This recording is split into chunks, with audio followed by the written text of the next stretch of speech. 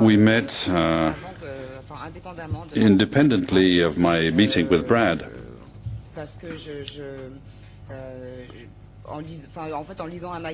When I was reading a magazine one day, I read an interview with her with Maddox, and I was with my son Adam, and I felt, and it was rather curious as an experience. It doesn't happen every day. I don't often read magazines to find my friends, but with Angie, I felt really something, that we could be close and friends, and so that's how we met.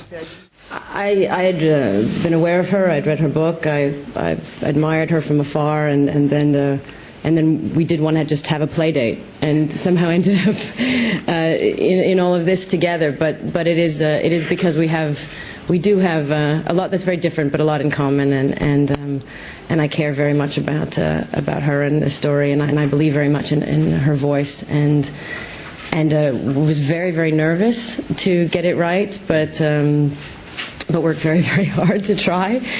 And so in the end, we've all at this table and others who are not represented here had a chance to learn a lot and get closer and grow, and so just the experience itself was something I am so grateful for. I don't make a point to always try to preach everything that I believe. I think there's also room for entertainment, and so I'm still capable of being very silly and fun and just entertaining, and because we have children, that's also very motivating sometimes, just something that they'll enjoy. But certainly it does mean so much more to me, and I care so much more and spend so much more time on a film like this, and it changes me, and that doesn't happen when you do other films. These are the ones that change the way you see the world, that change the way you feel about this art form, and it certainly always feels better to be able to make something that really does mean as much as something like this, and has such a strong message. The moment it first appeared on CNN, and by their example, strength, and it was important to me to be a part of that, and through this, through the producing conduit, we get to do that and take part in these kind of films and see them to the end, and find the right people, like the cast you see here, and like Michael Winterbottom.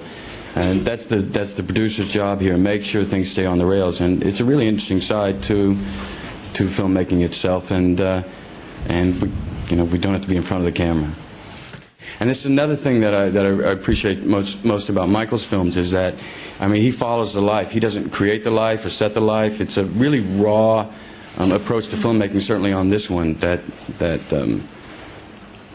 I think applied itself to the journalistic nature of this story.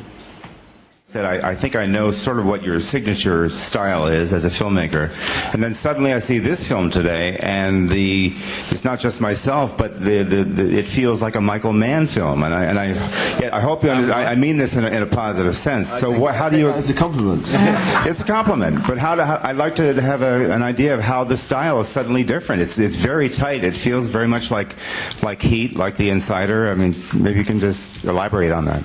Well, there's no conscious effort to make a different style. We tried to just shoot the film very simply. We did most of the exterior stuff. We went to Pakistan and filmed there, and actually kind of filmed not, in the real locations. So the kind of Hotel Akbar was the real place, the village restaurant was the real place, and so on.